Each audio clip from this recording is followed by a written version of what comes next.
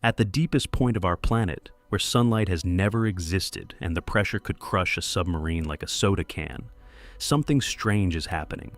Deep-sea sensors have recorded sounds that shouldn't exist. Heat bursts with no volcanic source, and massive scratches on titanium equipment designed to survive the harshest conditions on Earth. Scientists say the deep ocean is one of the most hostile environments on the planet. But what if the real danger down there isn't the environment? What if something is already living there? Something powerful enough to move through crushing pressure, generate enormous energy, and leave 3-foot-wide tracks across the seabed. The deeper we explore the Hadal trenches of Earth, the more unsettling the data becomes. Because the ocean floor may not be the silent graveyard we once imagined. It might be a hunting ground. And the terrifying truth is, we may have already been noticed. Sound behaves very differently in the ocean than it does in air. In water, sound travels nearly 5 times faster, and it can move across enormous distances with very little loss of energy. Because of this, the deep ocean is one of the most efficient acoustic environments on Earth. For scientists, this makes sound an incredibly powerful tool. By placing sensitive hydrophones, underwater microphones, across the ocean floor, researchers can monitor everything from earthquakes and underwater landslides to whale migrations and distant ship traffic. But when the National Oceanic and Atmospheric Administration first deployed its deep-sea listening arrays, they began recording something unexpected. Instead of hearing only natural geological activity, the instruments detected strange acoustic signatures coming from the deepest trenches on Earth. These sounds weren't random, they were rhythmic. They repeated in patterns, and they originated from the Hadal zone, regions deeper than 6,000 meters, where life is believed to be sparse and biological activity extremely limited. One of the most famous of these sounds was nicknamed the bloop. Recorded in the late 1990s, the bloop was so powerful that it was detected by sensors thousands of miles apart across the Pacific Ocean. Initially, many researchers speculated that the sound might have come from an enormous unknown marine animal, possibly larger than any whale. Years later, the signal was officially attributed to ice quakes, massive fractures occurring in Antarctic ice sheets. But the story didn't end there. More recent acoustic recordings from deep trenches, including the Mariana Trench, have revealed sounds that are far more complex than simple geological events. Some recordings contain what researchers informally describe as metallic train sounds. These signals resemble heavy machinery dragging slowly across the seafloor. They last for minutes at a time, and unlike earthquakes or landslides, which produce sudden bursts of sound that quickly fade, these noises are continuous and sustained. That detail is important. A sustained sound suggests a sustained energy source. Geological events release energy suddenly. They do not maintain perfectly timed acoustic patterns for several minutes. Yet, in some recordings, the sounds repeat at regular intervals, sometimes appearing in loops lasting several minutes.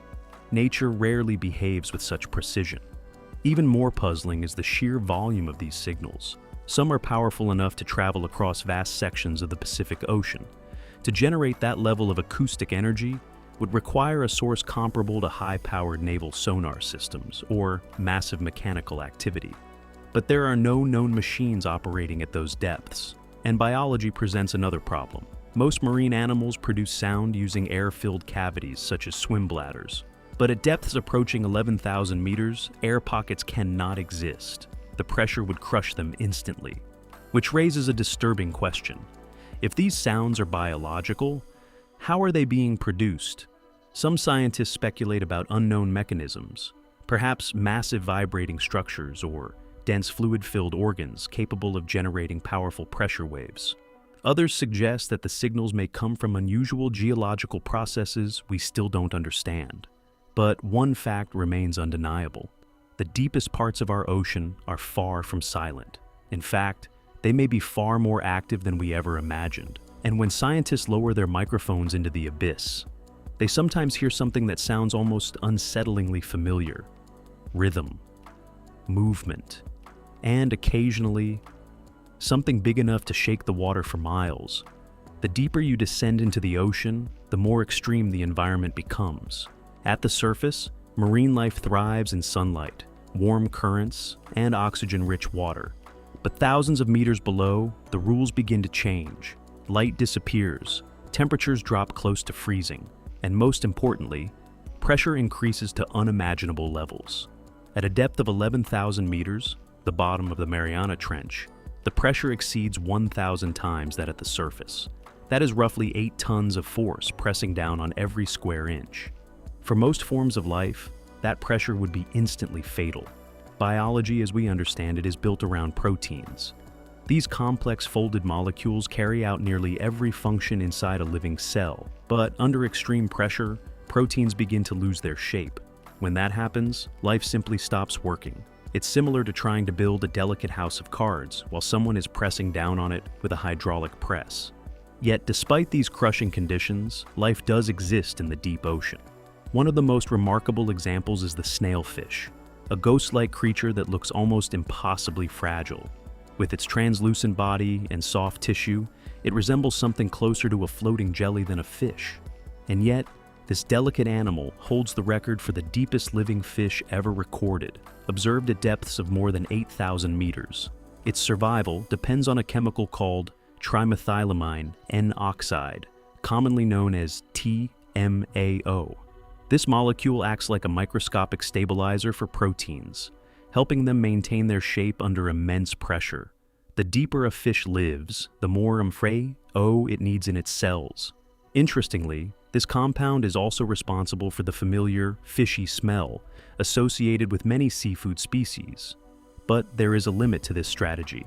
Scientific models suggest that at depths beyond roughly 8,200 meters, the amount of TMAO required to stabilize proteins becomes toxic to the organism itself.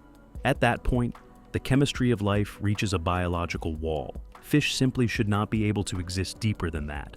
And yet, during exploratory dives into some of the deepest trenches on Earth, cameras have occasionally captured something unexpected.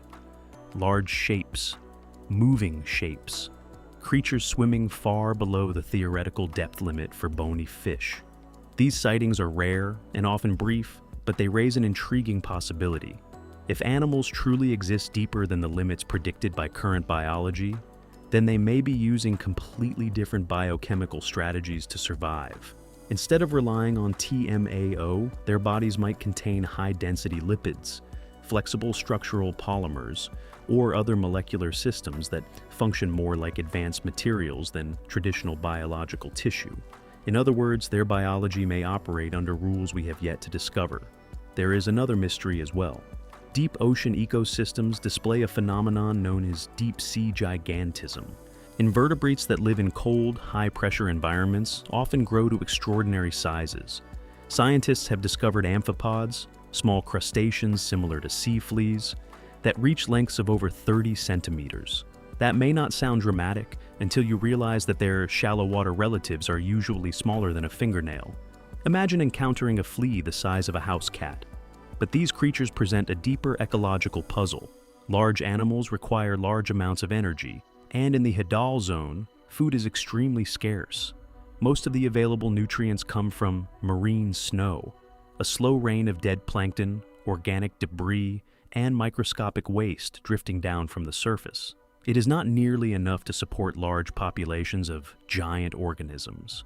Yet the evidence suggests that these ecosystems are far more active than the energy budget should allow, which leads to an unsettling question. If there are giant scavengers in the deepest trenches, then somewhere in that darkness there must also be predators large enough to hunt them. And so far, we have never seen them. When most people imagine the bottom of the ocean, they picture a silent, frozen wasteland, a flat desert of mud resting beneath miles of dark water. In reality, the deepest parts of the ocean are anything but calm. The Hadal trenches are some of the most geologically unstable regions on the planet. These enormous scars on the Earth's crust mark the places where tectonic plates collide, and one plate is slowly forced beneath another, sliding down into the mantle. This process, known as subduction, releases tremendous amounts of energy, and sometimes that energy escapes violently. One of the most unusual examples can be found near the Mariana volcanic arc, at a location known as Daikoku Seamount. Here, scientists have discovered something that sounds almost impossible: a pool of molten sulfur sitting beneath thousands of feet of seawater. Unlike typical hydrothermal vents that release superheated water, this site contains a literal lake of liquid sulfur, glowing with a strange violet hue. Under normal conditions, water would quickly cool molten sulfur, but at extreme ocean depths, the pressure acts like a lid on a pressure cooker. Because of this pressure, water can reach temperatures of over 700 degrees Fahrenheit without boiling. This superheated fluid blasts out of hydrothermal vents and mixes with the freezing seawater, instantly depositing minerals that build towering chimney-like structures across the ocean floor. Around these vents, life flourishes. Colonies of tube worms, blind crabs, and heat-resistant bacteria thrive in an environment that would be lethal to most organisms. Instead of relying on sunlight for energy, these ecosystems survive through chemosynthesis, using chemicals released from the Earth's crust. But these environments are incredibly unstable. Sensors placed near hydrothermal systems often record sudden thermal spikes, dramatic bursts of heat spreading through the surrounding water. In some cases, entire biological communities vanish overnight. One day the vents are surrounded by dense clusters of life. The next day, the area is completely barren, as if something powerful swept across the seabed and erased everything. And it isn't just heat that makes these trenches dangerous. The ocean floor itself is constantly shifting. In some regions, scientists have discovered evidence of megaturbidites, enormous underwater landslides capable of moving cubic miles of sediment in a matter of seconds. These events behave like underwater avalanches. Instead of snow, they consist of mud, rock, and debris that suddenly liquefy and surge downhill at highway speeds. Anything caught in their path is buried instantly. These landslides are powerful enough to snap undersea communication cables, the same cables that carry nearly all global internet traffic between continents. When they occur, scientists sometimes detect the damage only after signals suddenly disappear. Even gravity itself behaves strangely in these trenches. In places like the Puerto Rico Trench, gravitational measurements show unusual fluctuations. Because the trench is so deep and the crust is thinner there, gravity in the region is actually slightly weaker than surrounding areas. But hidden beneath the seafloor are pockets of extremely dense material deep within the mantle. These density anomalies pull on sensitive instruments, creating maps that researchers sometimes describe as looking like dark bruises beneath the planet's surface. Together, these forces create an environment that is constantly shifting, heating, collapsing, and rebuilding itself. The deepest ocean trenches are not stable landscapes. They are dynamic geological systems where extreme pressure, volcanic energy, and unstable sediment interact in unpredictable ways.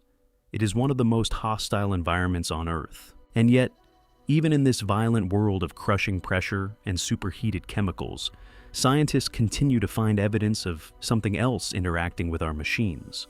Because sometimes, when deep-sea landers return from the abyss, they come back with damage that geology alone cannot easily explain. For decades, deep-sea exploration has relied on specialized machines known as landers. These robotic platforms are designed to descend to extreme depths, sit on the ocean floor for hours or days, record data, and then release ballast weights to float back to the surface. To survive the crushing pressure of the Hadal trenches, these landers are built like armored tanks. Their frames are made from grade 5 titanium alloys, one of the strongest and most corrosion-resistant metals used in engineering. Their buoyancy blocks are constructed from syntactic foam, a material specifically designed to withstand immense pressure without collapsing. In theory, when these machines return to the surface, they should show only minor wear, perhaps some mud, a few small scratches from rocks, or biological residue from curious deep-sea creatures. But on several recent expeditions, researchers recovered landers that looked very different. Instead of simple wear, they showed deep, parallel gouges carved directly into the titanium structure. These were not random dents. They were long, smooth scrapes running along the metal as if something extremely hard had dragged across it. This raises a serious question. Titanium is incredibly resistant to scratching. To leave marks like that requires either immense force or a material harder than the metal itself. Mud cannot scratch titanium, neither can small deep-sea fish. Yet, the marks were there. Some researchers initially suggested the damage could have come from rocks during descent or recovery, but geological contact typically produces irregular, dense, and jagged impacts. These marks were different. They were continuous and linear, suggesting a glancing contact with something large moving alongside the equipment. Another mystery involves the bait cages attached to many landers. These cages, usually filled with fish, are used to attract scavengers like amphipods, so cameras can record deep-sea activity. Normally, the cages return intact, sometimes empty, sometimes swarming with crustaceans. But on multiple dives, researchers have recovered landers with the bait cage completely missing. In some cases, the steel mounting arms were bent or torn away, and the thick steel cable that secured the cage had snapped under tension. Steel cables rated for thousands of pounds of force do not simply fail on their own. Ocean currents at those depths are extremely weak. There is nothing in the known environment capable of applying that kind of sustained pulling force. The simplest explanation is unsettling. Something grabbed the cage and pulled. Perhaps the most mysterious evidence, however, lies not on the equipment, but on the seafloor itself. High-resolution sonar scans of certain trench regions have revealed long furrows etched into the sediment. These tracks stretch for miles across the seabed. Some are nearly 3 feet wide, resembling trenches carved by something dragging along the ocean floor. At first glance, these formations might appear geological, but their patterns tell a different story. Many of these tracks turn, curve, and occasionally loop back on themselves. Natural landslides move downhill in straight paths. They do not change direction. They do not wander. Yet these furrows behave almost like paths. Some scientists believe these tracks could be produced by large, soft-bodied organisms slowly moving through the nutrient-rich sediment. Others argue that unusual geological processes could still explain the formations. But there is one undeniable fact. Despite decades of exploration, we have mapped less than 20% of the ocean floor in high detail. Most of the deepest trenches remain almost completely unexplored, which means the largest ecosystem on Earth is still mostly hidden in darkness. The deep ocean is not just another extreme environment, it may be an entirely different world, operating under biological and geological rules we barely understand. And every time we send machines into that darkness, we may not just be observing it, we may be announcing our presence. Because if something truly massive is moving through those trenches, then the scratches on our machines may not be accidents at all. They might simply be the result of curiosity. And in the deepest parts of our planet, curiosity can go both ways.